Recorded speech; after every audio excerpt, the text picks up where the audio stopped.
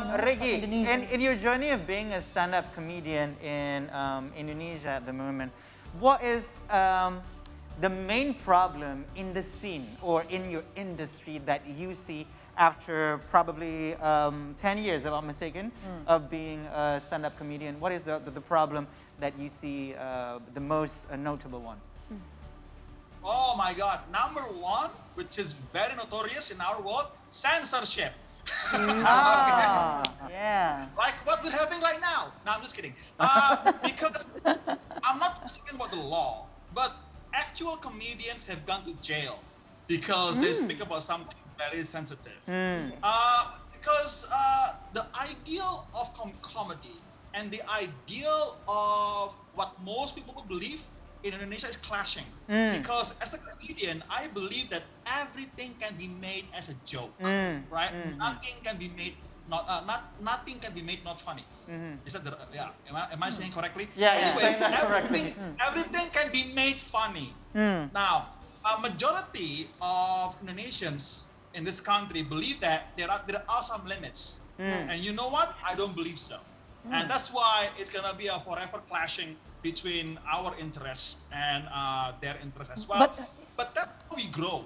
All right. Hopefully, one day we can we can compromise and keep on increasing the level of compromise. Well, it's good that you're doing that kind of campaign as well. But how do you protect yourself? I mean, you're definitely going to be also in that very risky situation because you don't believe in that, right? So how do you make sure that you are not jumping into some kind of deep, thing? zone, Exactly. right? Yeah. To make sure that you're okay. Well, we have a trick. This applies for almost every comedian. All right. If we want some raw material, raw jokes, we keep it offline. All right. So no videos. But if you want to do some clean jokes, PG-13, family friendly, then that can be recorded. So there you go. So there are always two sides of comedy for every single comedian in this country. All right. Either we want to play it safe or want to play it raw, and both sides requires different protocols. So you think all the internet now enabling you to be worldwide, even global wide, is it an advantage, more to an advantage, or there are so many disadvantages to that? It's a double-edged sword. I mean, we can get famous worldwide. Some of our jokes can be accepted internationally, but not nationally. Right? Okay. For example, if I make jokes about religion, I mean, outside Indonesia, I'll be applauded. Oh my God, he's so brave, he's so brave. In this country, he's going to jail. He's going to jail tomorrow. So yeah. Okay, you need to be extra careful, of course, of course. Now, as we all know that you are a well-known stand-up comedian in other countries as well, not just here in Indonesia, Reggy, but what are the biggest challenges of being a stand-up comedian abroad? Indonesian stand-up comedian abroad. Well, actually, you know what? It's kind of easier for me to do it abroad than here in Indonesia. Really? Really? Tell us why. Yes. Is it because? I mean, in Singapore. Yeah. Is it because of the Indonesia, regulations? and Cambodia. Yeah, and the places that I have performed, when they heard Indonesian comedian, they all paid attention because they have never seen anything like it before. Right. Right? And because I speak in English, it just relate to them immediately. Yeah. In Indonesia, if I speak to my own people in English, the first impression, they're gonna think I'm a wise ass. Yeah. I got you. Yeah, why should you speak in English? You can speak in Bahasa. So why do you speak Bahasa? Wise ass. Dude, this is my niche. Give me a break, will you? Yeah. And probably because we have, like what you uttered before, in Indonesia we have the regulations, but in the original country of stand-up comedians, namely in the United States or in the United Kingdom, probably they have sort of the the freedom of expression.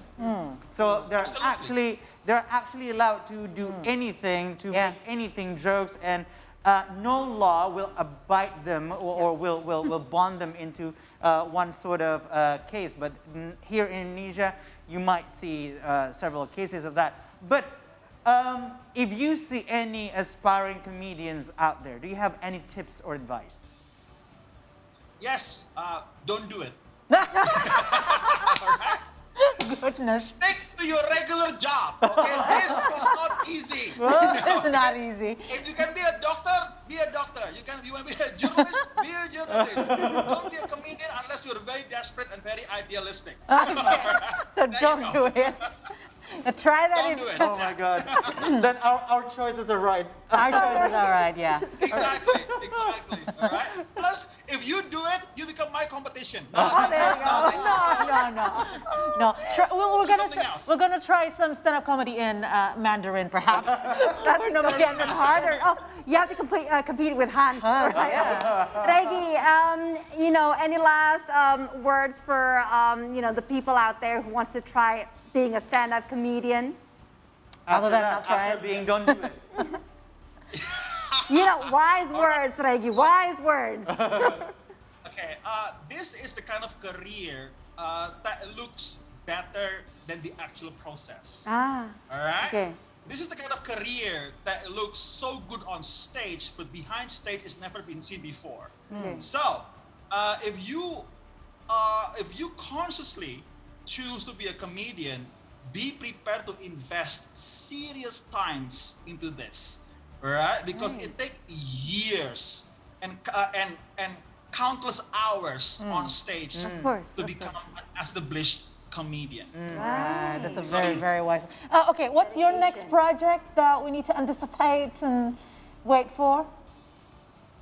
Now that the pandemic is over, I'm planning to travel again. So probably I'm gonna do Southeast Asia again. I think I'm going to be invited to Perth to perform there. Right. And I'm going to do my special, hopefully, starting from Bali. And if it's good, it's gonna be a tour. And hopefully I can visit Jakarta again. There Visit you See go. Today Studio. It looks like a promising job. It looks like. He did say don't do it, right? Yeah. Okay, don't be a comedian. But Because That it looks is like not- a competition is better than a That was lot of actually an competition. intimidation. for you stand-up Yeah, comedians yeah, out that's there. true. Because I do not want competition. That's really smart. All right. Now, we've talked about Reggy's struggles and Yeah. experiences as a stand-up comedian.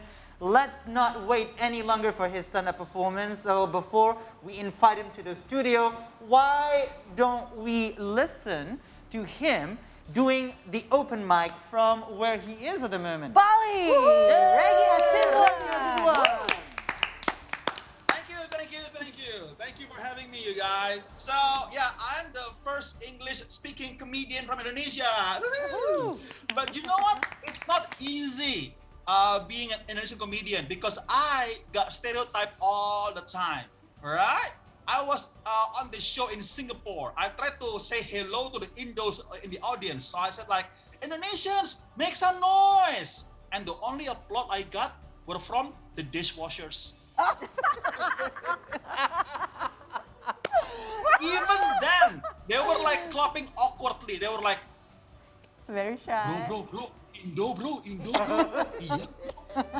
What is he doing on stage?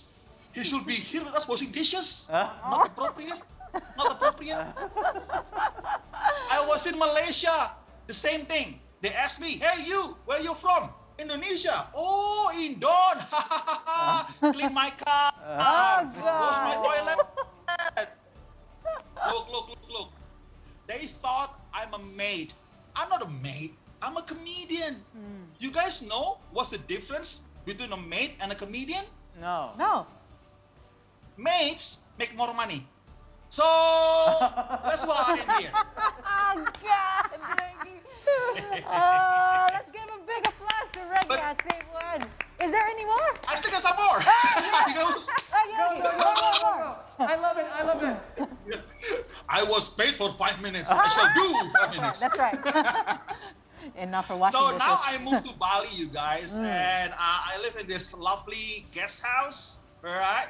Now, here's some tips of finding a good place to stay in Bali.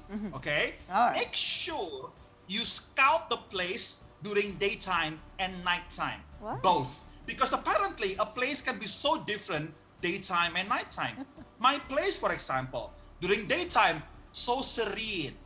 Nighttime, not so much. I didn't know that. Apparently, there's a pub across the street from my place, and every single night they had live music and they played top 40 songs every single day.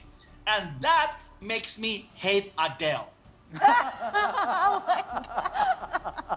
Because every single night, it's like, fee, fee, fee. Every single night. I mean, like, yes, Adele, I feel you. All my ancestors in the heaven can feel you. Yeah. And you know who's feeling it too? The stray cats. I mean, I don't know what it is about cats and high-pitched notes, but every single cat in my neighborhood have decided that Adele's song is the perfect song for mating. So every single night, more often than not, it's like, Oh my God.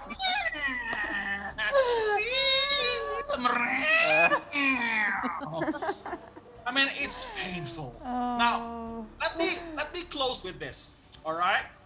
After traveling here and there, you guys, I mean, I'm finally able to find out how come that Indonesia is so unique.